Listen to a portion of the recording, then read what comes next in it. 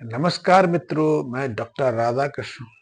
मेरे हाथ में एक डिब्बी है, एक बोतल है। इस बोतल में गोरस है। और ये गोरस हमने प्राप्त किया है गाय के गोबर घन सत्व से। आप गोबर घन सत्व को लेकर थोड़ा कंफ्यूज हो जाते हैं, लेकिन इस गोरस में हमने गाय के गोबर के जो बैक्टीरियल कल्चर हैं, जो जीवाणु होते हैं, उनको बायो एक्टिव रसायनों के साथ अलग करके इसमें पाउडर फॉर्म में हमने तैयार किया है। और ये पाउडर हमारी खेती के लिए, हमारी मिट्टी के लिए बहुत महत्वपूर्ण है। इसका आप 3 तरह से प्रयोग कर सकते हैं। पहला तो इस पाउडर को आप पानी में घोलकर उसका आप खेतों में प्रयोग कर सकते हैं। दूसरा, इस पाउडर से आप एक्टिव सॉल्यूशन तैयार कर सकते हैं। उस एक्टिव सॉल्यूशन का भी आप अपने खेतों में, अपनी फसलों में, अपनी साग सब्जियों में या फिर अपनी जो दूसरी फसलें हैं उनमें प्रयोग कर सकते हैं। इसका स्प्रे भी किया जा सकता है, लेकिन इसका एक तीसरा प्रयोग भी है और आज मैं इस तीसरे प्रयोग की बात करूंगा। ये तीसरा प्रयोग बहुत महत्वपूर्ण है, बहुत प्रभावशाली है। जब आप इस एक्टिव गोरस से एक्टिव सॉल्यूशन तैयार कर लेते हैं तो उसमें उसके माध्यम से ये तीसरा प्रयोग करना होता है। लेकिन इस प्रयोग के लिए हमें कुछ चीज़ों की आवश्यकता पड़ती है। सबसे पहले तो हमें आवश्यकता पड़ती है 200 लीटर के ढक्कनदार एक ड्रम की। ड्रम प्लास्टिक का हो तो बहुत महत्वपूर्ण है और ढक्कन अच्छे से लग सके, इसकी हमें विशेष ध्यान रखने की आवश्यकता होती है।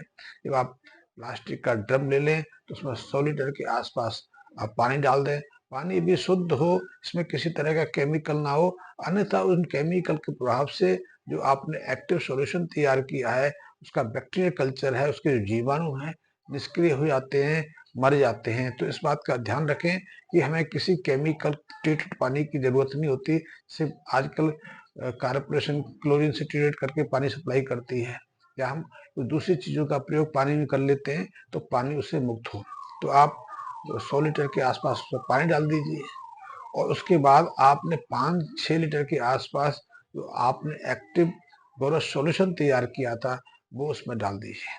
इसके साथ में आप 20 केजी के आसपास, 10 केजी के आसपास आप गाय का ताजा गोबर ले लीजिए। 10 लीटर के आसपास गौमूत्र ले लीजिए और गौमूत्र की जगह यदि आपके पास बैल हैं, नंदी हैं, तो उसके मूत्र का प्रयोग भी कर सकते हैं। मैं बैल और नंदी का इसलिए प्रयोग करता हूँ कि उनमें जो खनिज तत्वों की सांद्रता है, खनिज तत्वों की जो घनत्व है ज्यादा रहती है, उनमें नाइट्रोजन, फास्फोरस आदि का प्रतिशत अधिक रहता है। तो यदि आप गाय के मूत्र के साथ में नंदी का या बैल का मूत्र भी सेवन करेंगे तो उसकी प्रभावशीलता बढ़ जाती है। इसके अलावा आपने एक चीज और भी करना है। जो आपके घरों में रसोई घर है, उसमें जो वेस्ट निकलता है, चाहे वो साग सब्जियों का हो, उनके छिलके हों, सड़े गले अंडे हों, या बहुत से लोग जो मांस आदि का सेवन करते हैं, तो जब मांस आप घर में तैयार करते हैं तो उसका भी बहुत सारा व्यर्थ निकलता है, तो उसको भी इसमें आप डाल सकते हैं। और इसके साथ में जो लोग फलों का शौक रखते हैं, फल खाते हैं, तो फलों में बहुत सारे फल ऐसे हैं जिनके ऐसे गले सड़े निकलते हैं, छिलके होते हैं, तो आप उसका भी प्रयोग कर सकते हैं। यदि केले हों तो सड़े हुए केले का प्रयोग भी कर सकते हैं। इसके साथ में आप यदि आपके गार्डन में, आपके खेत में मुरंगा हो तो मुरंगे की पत्तियां भी ले सकते हैं, नीम की पत्ती ले सकते हैं, आप खरपतवार ले सकते हैं। जो भी आपको मिले, इस सब की मात्रा 5-6 किलो के आसपास हो जाए वो उसमें डाल सकते हैं। साग सब्जियां भी डाल सकते हैं। तो इससे आप इन सबको मिलाकर इसको आप बंद करके रख दीजिए।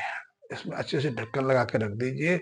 इस ढक्कन को दिन में 2 बार आपको खोलना होता है, क्योंकि जो हमने उसमें गोरस सॉल्यूशन डाला था, उससे जो हमने बायो प्रोटेक्ट उसमें प्लास्टिक कंटेनर में डाले हैं, प्लास्टिक ड्रम में डाले हैं, उनका तेजी से डिकम्पोजिशन होना शुरू हो जाता है। वो सूक्ष्म कणों में विभाजित होना शुरू हो जाते हैं और उस दौरान काफी मात्रा methane, carbon dioxide, hydrogen sulphide आदि गैसें पैदा होती हैं। तो उन गैसों को निकलने के लिए कम से कम 12 घंटे का अवसर मिलते रहना चाहिए, अन्यथा उसका दबाव बढ़ जाता है। और हमने इसको ढक्कन बंद इसलिए किया है कि हमारे जो बैक्टीरियल कल्चर है, हम हमारे जो गोरस के बैक्टीरिया हैं, उनको पर्याप्त ऑक्सीजन ना मिले। क्योंकि ऑक्सीजन मिलेगा तो वो अपना मुख्य काम छोड़कर ऑक्सीजन के साथ संयुक्त होना शुरू कर देते हैं। फिर अपनी एनर्जी को वो ऑक्सीजन अणु में बदलने में लगा देते हैं। तो इससे इससे ये ऑक्सीजन की क्रियाएं ना हो, हम ढक्कन बंद करके रखते हैं। तो आपको दिन में 2 बार आपको ढक्कन खोलना है, जो गैस उसमें पैदा हुई है उसको निकालना है और फिर से उसको बंद करके रख देना है। आपने अपने जो प्लास्टिक का कंटेनर है, जो आपने 200 लीटर का ड्रम लिया है, उसे 10 दिन तक इसी तरह से आपको तैयार करना है। 10वें दिन के बाद आप जो उसमें सॉल्यूशन तैयार हुआ है, उसका उपयोग कर सकते हैं और फिर उसके सॉल्यूशन को निकालने और भरने का क्रम आप तीसरे चौथे दिन का बना सकते हैं, 5वें दिन का बना सकते हैं, जो भी आपको सुविधा हो। जो तरल उसमें बना है, जो मिक्सचर उसमें आप ड्रम में बना है, वो बेहद प्रभावशाली होता है, क्योंकि उसमें बैक्टीरियल कल्चर तो बढ़ता ही है, बैक्टीरिया की संख्या तो बढ़ती ही है और वो जब आपके खेत में जाता है, आपकी फसलों में जाता है, तो वहाँ तो अपना प्रभावशीलता दिखाता है। लेकिन इसके अलावा जो बैक्टीरियल कल्चर था, उसने आपके ऑर्गेनिक प्रोडक्ट का डिकम्पोजिशन किया और उनकी डिकम्पोजिशन के बाद बहुत सारे मिनरल्स, बहुत सारे सब्सटेंस पैदा होते हैं, बहुत सारे एंजाइम्स बनते हैं। वो सीधा-सीधा असर आपकी खेती में जाकर आपकी फसलों में दिखाते हैं। तो जब आप इस सॉल्यूशन का प्रयोग अपने खेतों में करते हैं, अपने साग-सब्जियों में करते हैं, अपनी फसलों में करते हैं, तो उसका प्रभाव आपको तीसरे दिन से दिखाई देने लगता है।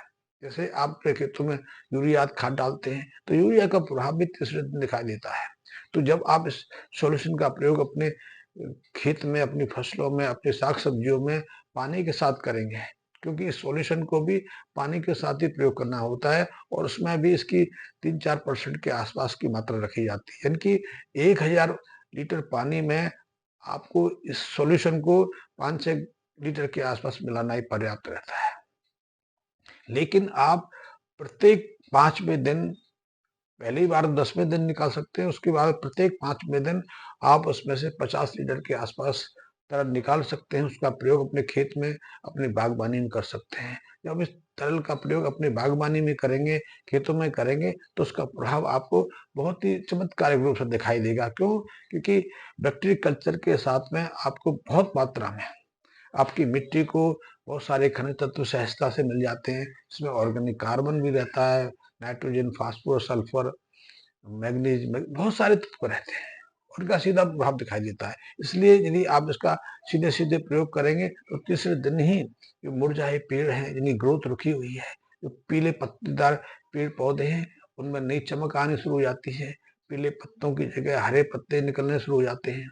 मुरझाए पेड़ फिर से खड़े हो जाते हैं। यदि फ्लावरिंग का समय है और फ्लावरिंग पूरी तरह से नहीं आ रही है, फ्लावरिंग आने में विलम्ब लग रहा है, तो वो दूर हो जाता है, उसमें फ्लावरिंग बढ़ जाती है, फ्लावरिंग की दर भी बढ़ जाती है और वो तीव्रता से अ फूलने लगते हैं। इसी के साथ में यदि अ, ब बली फलियाँ लगने का समय है, फ्रूट्स लगने का समय है, या किसी अन्य कारणों से आपके पेड़-पौधे की विकास गति रुक गई है, तो इसको देने से वो सब दूर हो जाती है, विकास गति बढ़ जाती है। क्योंकि जब हम इस अ, ऑर्गन और जो कार्बनिक पदार्थों को बैक्टीरियल कल्चर का प्रयोग करके मिक्स करके रखते हैं, तो उसमें बहुत सारे खनिज तत्व तो स्वतंत्र होते ही होते हैं।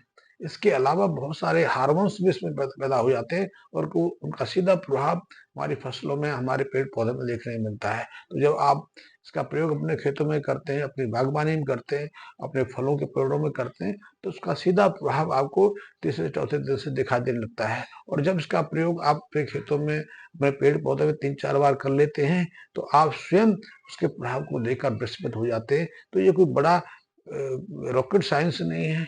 हमने उसी गोबर को, उसी ऑर्गेनिक पदार्थों को अपने खेतों में ज़्यादा उपयोगी बनाया है। मैंने छोटी मात्रा में इसलिए आपको प्रयोग बताया है कि आपकी सैटिस्फैक्शन हो सके, आप ज़्यादा रिस्क लेने से, डरने से बच सकें। लेकिन इसी सॉल्यूशन को इसी तरह से आप अधिक मात्रा में प्रयोग कर सकते हैं और अधिक मात्रा में जब सॉल्यूशन बनेगा, तो उसका प्रयोग भी बड़े खेती में किया जा सकेगा। लेकिन निश्चित में आप रहिए कि आपके आपके खेत में, आपकी फसलों में इसका अच्छा परिणाम आपको मिलेगा।